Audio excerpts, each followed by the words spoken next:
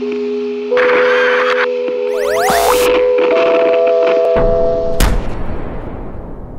sommes tous fatigués d'être connectés en permanence, devoir répondre à des messages avec nos téléphones, nos tablettes, nos ordinateurs. Et nous faisons ça tous les jours, au travail. Et nous avons ces mêmes habitudes à la maison. Et nos enfants nous imitent. La fatigue touche aussi notre vie sentimentale. Que ce soit dans la recherche de l'âme sœur, sur des sites de rencontres, ou quand on se sent seul dans son couple. La fatigue en réalité est partout.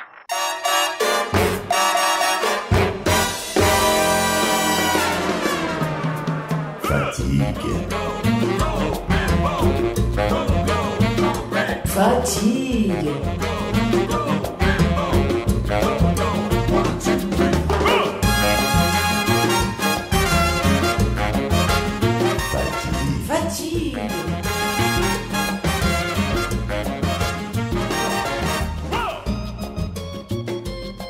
Léonore Anthony, bonjour. Bonjour Vincent. De quoi allons-nous parler aujourd'hui? Le sommeil. De sommeil. Très bien. Voulez-vous dormir un peu?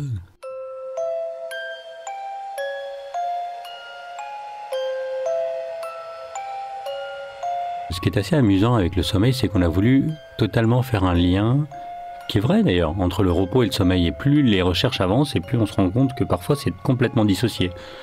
Des gens qui dorment beaucoup sont fatigués, des gens qui dorment peu sont en pleine forme. On en a un exemple très connu en ce moment, notre président, qui dort très peu et qui a l'air d'avoir la super patate tout le temps.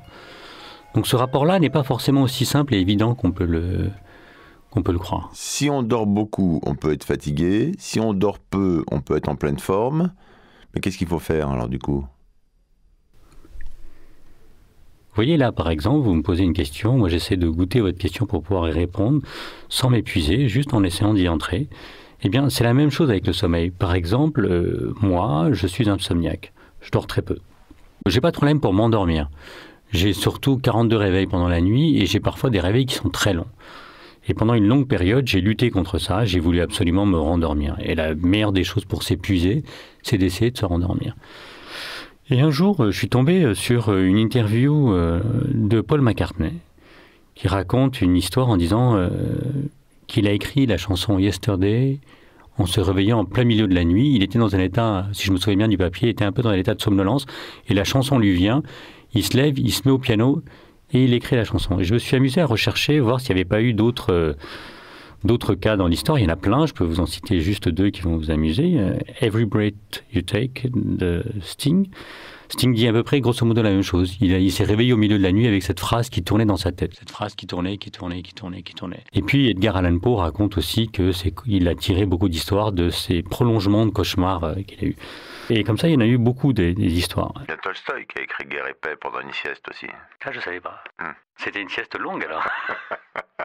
Sur l'écriture de ce livre Fatigue, j'ai exploité cette idée-là. C'est-à-dire que plusieurs fois, moi je travaillais tard et à un moment donné, je butais sur l'élaboration d'une idée, quelque chose que je voulais développer. Et je sentais que j'étais trop fatigué pour pouvoir continuer à chercher. Donc j'allais me coucher, je tombais de sommeil et au milieu de la nuit, je me laissais réveiller pas forcément par ce questionnement-là. C'est-à-dire que je me réveillais comme je réveille toutes les nuits.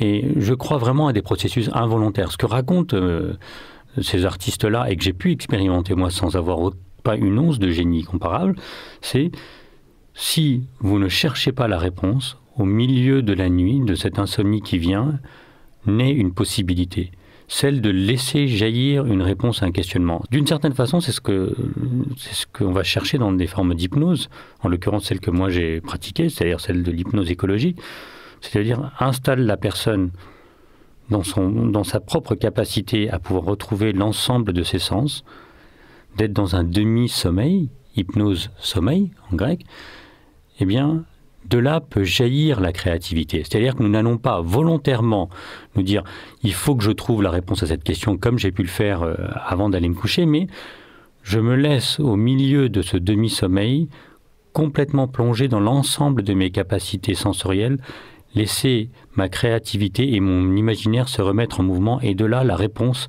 à la question que je me suis posée trouve forme. Un peu comme si la réponse se formait d'elle-même. Et j'ai expérimenté ça pendant toute la rédaction de ce livre-là, et j'ai pu voir aujourd'hui comment je peux m'en servir même dans d'autres champs, aussi bien dans des problématiques familiales qui me concernent, ou parfois dans des questionnements liés à ma vie professionnelle, où je peux me coucher torturé par des sujets qui m'ont épuisé pendant la journée et où tout d'un coup la réponse va venir. Et ça aussi, même en relation avec notre manière d'élever les enfants, moi je l'expérimente très régulièrement. Je ne trouve pas la réponse pendant la journée, mais la réponse me vient au milieu de l'insomnie. C'est un peu ce qui se passe également quand on court. Au début, évidemment, on a les jambes, on pense à ses jambes, aux jambes, puis après on finit par oublier un peu tout. Il y a je sais pas quoi en in là, qui se met dans le cerveau, et puis on trouve des réponses qu'on n'arrive pas à trouver en réfléchissant dans le courant de la journée. Non, c'est pas pareil? Si, c'est le même ressort. Et d'ailleurs, je vais vous raconter une histoire qui conjugue les deux. Fatigue. Fatigue. Un jour, j'ai reçu une personne qui était venue me voir pour des troubles du sommeil. Pour être clair, il n'y a pas une pathologie du sommeil, sinon dans ce cas-là, moi, je renvoie immédiatement les gens voir leur médecin ou je les oriente vers un centre du sommeil. Mais il avait, vous savez, cette petite insomnie qui depuis quelque temps traîne et qui agace. Et il me dit, moi je n'arrive pas à dormir. Depuis quelque temps, ça m'énerve et on m'a dit l'hypnose peut peut-être aider. Bon, écoutez, asseyez-vous. Quel est votre hobby? Je ne parle pas de ce qu'il fait dans la vie, ça ne m'intéresse pas. Je lui dis, quel est votre hobby? Il me dit, moi ce que j'aime, c'est que tous les jours, je vais courir sur les quais de la Seine. Il habite à Paris. Et je lui propose la chose suivante, c'est pas de courir sur les quais de la Seine là, mais c'est simplement en étant totalement immobile, de courir dans une forêt, un bois. Et je lui demande de me décrire à quoi peut ressembler ce bois. Et de m'emmener courir avec lui, dans son imaginaire. Donc nous nous installons et nous courons ensemble. Parce que c'est ça, le cœur de l'hypnose écologique, c'est d'être avec et d'être ensemble. Si je lui dis cours, emmenez-moi courir, je cours avec lui. Et puis la séance se passe et il s'en va. Et puis quelques semaines plus tard, je crois, 3 semaines ou un mois, il revient me voir et il me dit, écoutez, votre truc sur courir dans la forêt, là, vous m'avez dit de tenter ça quand je m'installe avant d'aller me coucher ou quand je me réveille au milieu de la nuit, ça marche pas du tout. Alors je dis, bon, d'accord, ça marche pas du tout.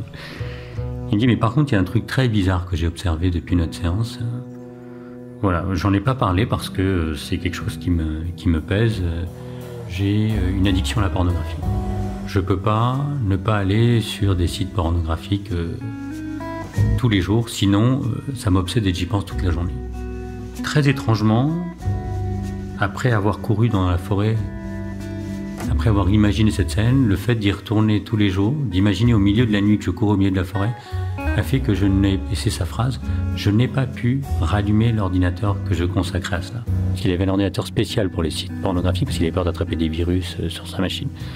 Il m'a dit, je n'ai pas pu, et ça fait 3 semaines que je n'ai pas rallumé ma machine. Et c'est là, pour reprendre l'image que vous aviez donnée, c'est-à-dire que de courir dans son sommeil a ouvert à cet homme une disposition inattendue, parce que moi-même je n'étais même pas au courant, c'est lui qui fait les choses là. Moi je fais absolument rien.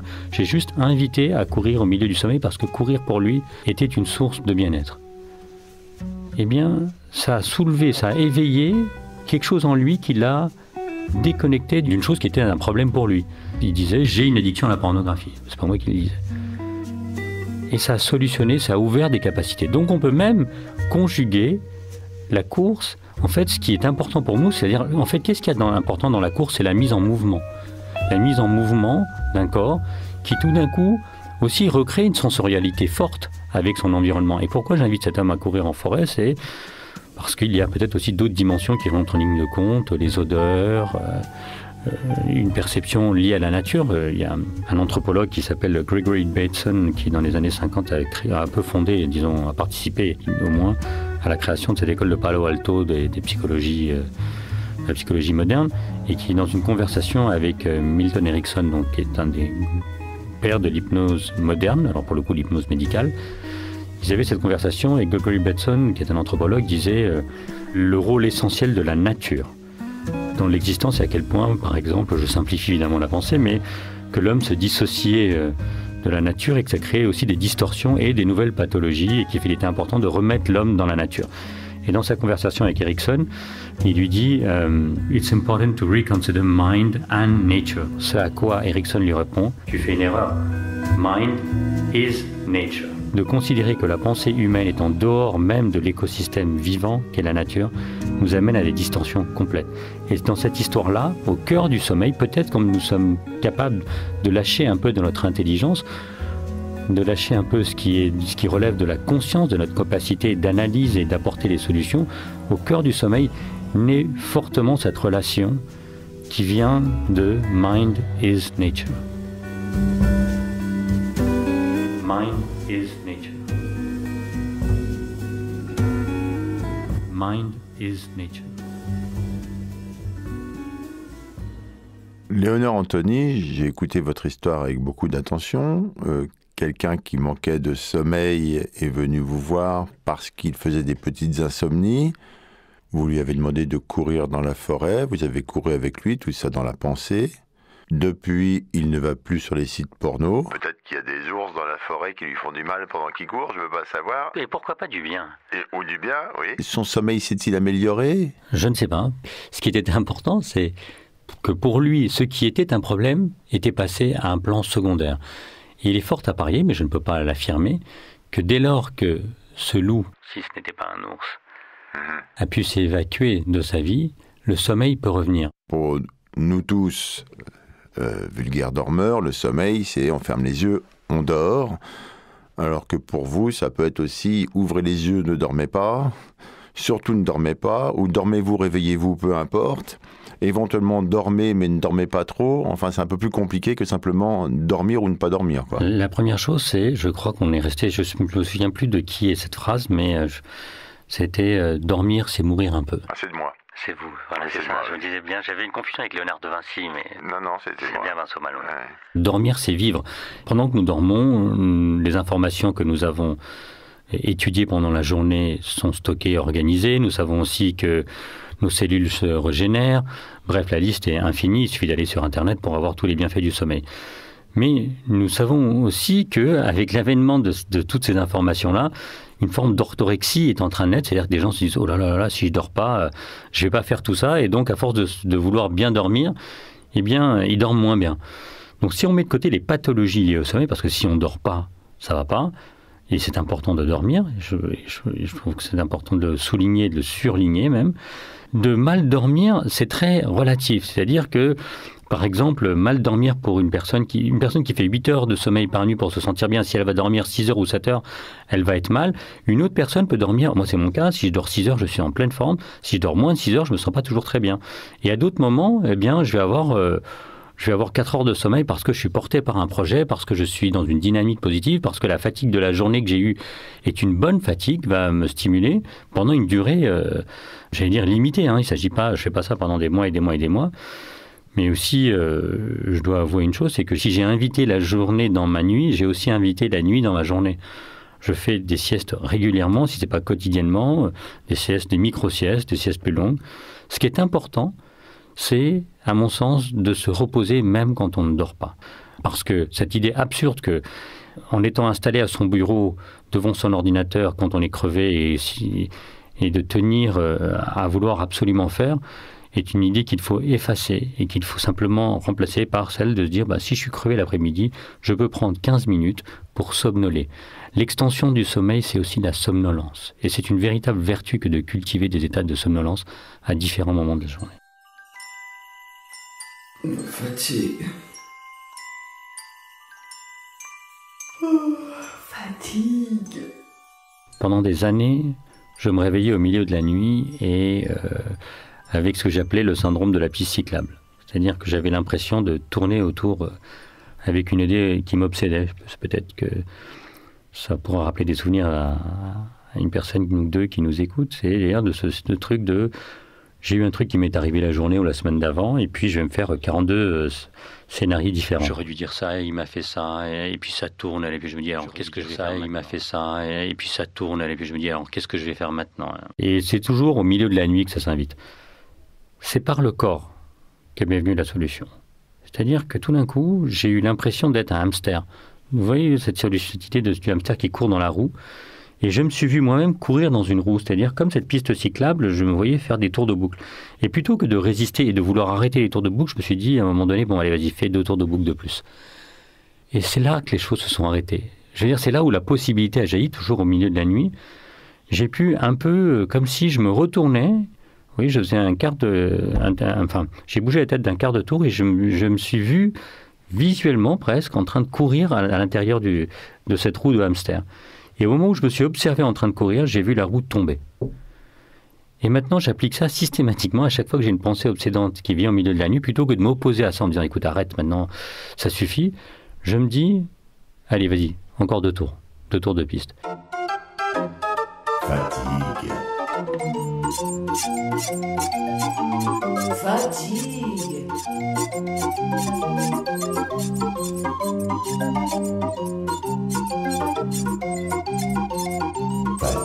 Fatigue.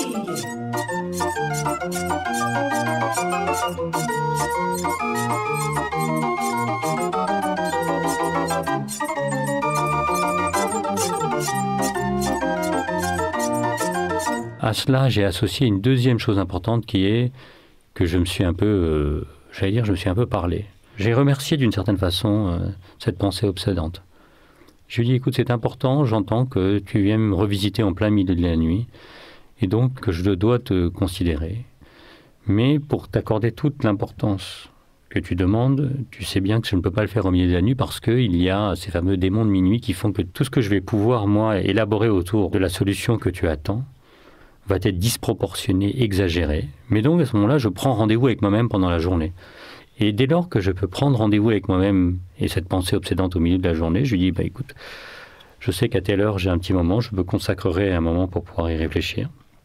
Eh bien, je retrouve le sommeil naturellement. Je retrouve mon corps sur le lit. Je ne sentais plus mon corps sur le lit à ce moment-là. J'étais totalement enfermé dans ma pensée obsédante.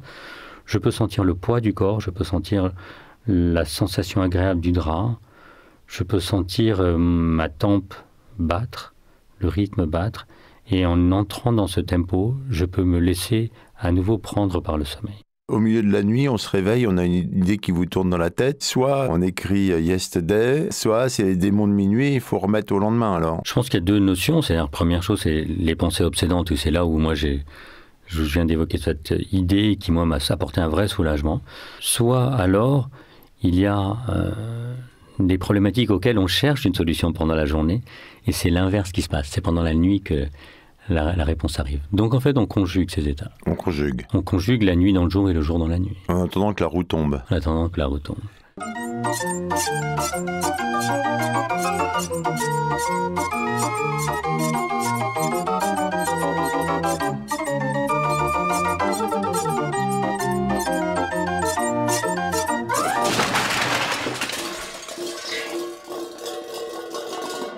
En général, quand on est fatigué, physiquement, on va dormir.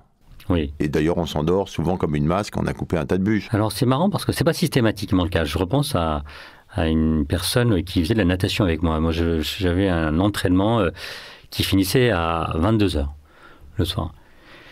Et un jour, un des types qui nageait avec moi, que j'aimais beaucoup, me dit, écoute, tu sais, je vais arrêter l'entraînement c'est le jeudi soir, parce qu'en fait, je rentre chez moi, je suis comme une pile électrique et j'arrive pas à dormir. Il devait se lever, je crois, à 5h du matin, donc il voulait absolument dormir. Et pour lui, c'était un problème, c'est-à-dire qu'il rentrait, il était en surénergie, il dînait après, en arrivant, et donc, conclusion, il dormait pas. Et moi, je lui ai simplement fait une suggestion. Je lui ai dit, déjà parce que ça m'embêtait, donc c'était très égoïste, je voulais qu'il reste nager avec moi. Mais je lui ai dit, mais tu sais, plutôt que d'essayer de te précipiter, déjà, tu pourrais manger léger, tu n'es pas obligé de manger ton steak frites en arrivant, parce qu'il avait cette idée que d'avoir dépensé beaucoup d'efforts, il fallait qu'il se nourrisse pour pouvoir compenser. Tu te rattraperas au petit déjeuner le lendemain matin, plutôt que d'essayer absolument d'aller te coucher et de dormir tout de suite. Et aussi de regarder des séries. Parce qu'en fait, il s'installait dans le canapé, puis regardait 2 épisodes en mangeant. Peut-être tu peux faire un truc, c'est arriver, ne pas te précipiter dans le lit, mais t'installer dans ton canapé et ne faire rien. Juste attendre de retomber.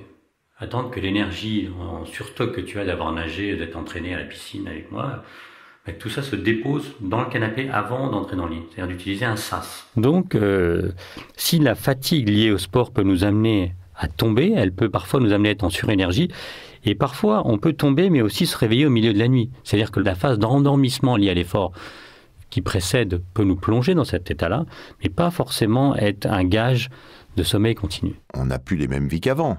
On ne va pas travailler au champ, on n'a pas de travail difficile, la majorité d'entre nous en tout cas. Globalement, on ne fout plus rien. On reste assis sur ses fesses toute la journée, donc j'imagine qu'il y a un rapport au sommeil qui a dû changer avec ça. En tout cas, c'est ce que la médecine nous apprend. En effet, sur plein de plans. Premièrement, faut le rappeler quand même que notre posture assise devant un écran toute la journée n'est pas une posture sur laquelle nous sommes physiologiquement élaborés. Vous voulez dire qu'au début, à l'époque des singes, on n'était pas assis devant un ordi? Alors, il faudrait que je vérifie, mais je pense qu'on peut a priori l'affirmer comme ça sur une intuition. C'est un scoop.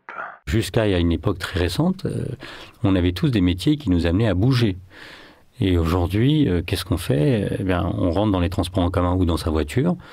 On prend les escalators quand on est dans le métro et on va s'asseoir et puis on reste assis devant pour manger. Donc, tout ça fait qu'on est dans une posture qui développe de plus en plus des pathologies liées, par exemple, au mal de dos. Et pourquoi je vous dis ça? Parce que la médecine nous apprend que ces douleurs que nous avons pendant la journée, très souvent se prolongent pour une partie des personnes qui en souffrent pendant la nuit, ce qu'on appelle les douleurs inflammatoires, qui se réveillent au milieu de la nuit et donc qui viennent interrompre le sommeil. Donc ça, c'est la vie moderne qui vient s'inviter dans le sommeil. Mais la deuxième chose, c'est aussi l'avènement des nouvelles technologies. On en reparlera probablement plus longuement dans le chapitre que nous consacrerons au smartphone. Les nouvelles technologies se sont invitées dans notre sommeil. Par exemple, au milieu de la nuit, je crois que les dernières statistiques démontraient qu'en Europe, et je pense que c'est valable dans le monde entier, la moitié de la population, quand elle se réveille au milieu de la nuit, consulte son téléphone. Oui, mais je voudrais qu'on reste sur l'activité physique, si ça ne vous dérange pas, Léonard Anthony. Je disais juste donc par rapport au sommeil, la vie moderne. Votre question, c'était sur la vie moderne. Non, ma question, elle n'était pas sur la vie moderne. Alors, ma question était sur l'activité. la question. Je la repasse au ralenti. Globalement, on ne fout plus rien. On reste assis sur ses fesses toute la journée, donc j'imagine qu'il y a un rapport au sommeil qui a dû changer avec ça. Oui.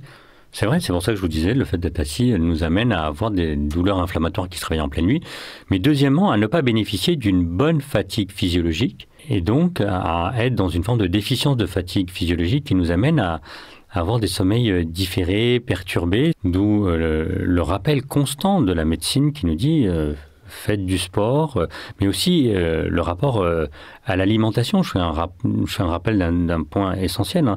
S'alimenter, c'est apporter des choses à son corps.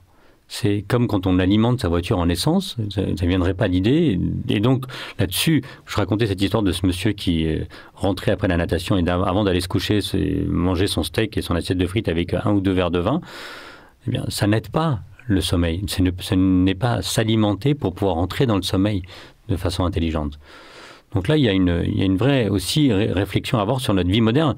Il est certain que l'agriculteur qui travaillait dans la première partie du XXe siècle, qui bossait au champ, mais qui faisait un dîner, j'en ai parlé avec plusieurs, qui me disaient qu'ils avaient un dîner conséquent après avoir travaillé dans le champ. Mais ce repas conséquent, il n'avait pas lieu à 22h. Il avait lieu beaucoup plus tôt dans la soirée. Et ensuite, il y avait un temps où il y avait la contemplation. Ils s'asseyaient au coin du feu, ils regardaient le feu crépiter, ils regardaient le coucher du soleil. Ils avaient ce temps de préparation au sommeil, lié à une fatigue physique qui les amenait à se poser. C'était une autre façon de vivre. Aujourd'hui, on se pose face à une nouvelle source d'information.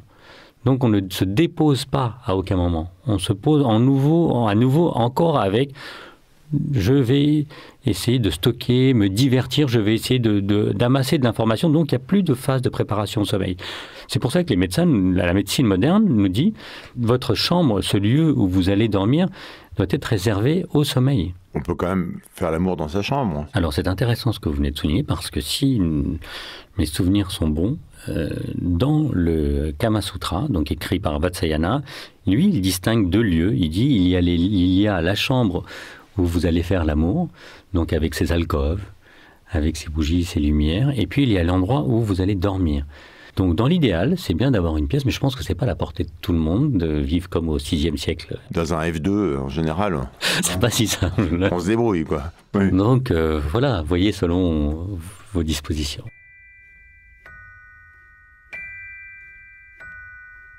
Est-ce que, pour conclure ce chapitre, vous pourriez m'expliquer un tout petit peu ce qu'est l'auto-hypnose ou comment je pourrais peut-être essayer de la pratiquer si j'avais des problèmes de sommeil?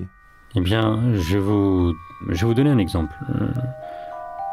L'autre jour, je disais à mon fils qui me disait « je n'arrive pas à dormir », Je lui ai demandé quel souvenir tu as qui te fait plaisir et qui te revient maintenant. Il me dit, la dernière fois qu'on a été en vacances dans le désert. Et je lui dis, retourne dans le désert maintenant. Mais retourne dans le désert non seulement par la pensée, mais aussi par la sensorialité. Vois comment tu peux laisser traîner ta main sur le drap, mais retrouve la sensation de ta main dans le sable. Et retrouve la sensation de chaleur que tu avais dans ta main, mais dans le reste de ton corps. Et écoute le silence qu'il y avait dans ce désert et des bruits peut-être au loin qu'on pouvait entendre. Et de recultiver de l'ensemble de ces capacités sensorielles au milieu de la nuit, par une sensation agréable, par un souvenir agréable, mais que j'allais dire en réalité augmentée, la vraie réalité augmentée, nous amène à réinviter le sommeil, pas à nous rendormir, mais à se réinviter dans le sommeil, comme d'une certaine façon, on peut alors devenir actif involontairement. Pour conclure, je dirais, vous savez, on dit des enfants qu'ils font la nuit. On dit un bébé fait sa nuit. Eh bien, il y a quelque chose de dynamique à nouveau d'aller s'endormir. Et c'est quelque chose que nous avons perdu. En entrant dans cette proposition-là, on peut à nouveau, comme un enfant, faire sa nuit.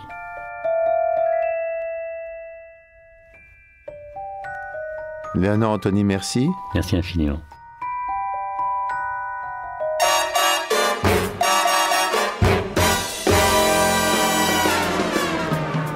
Fatigue. Fatigue.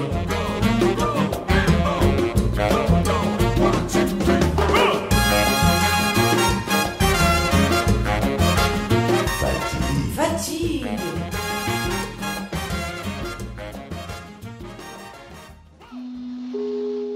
C'était une émission du Poste Général.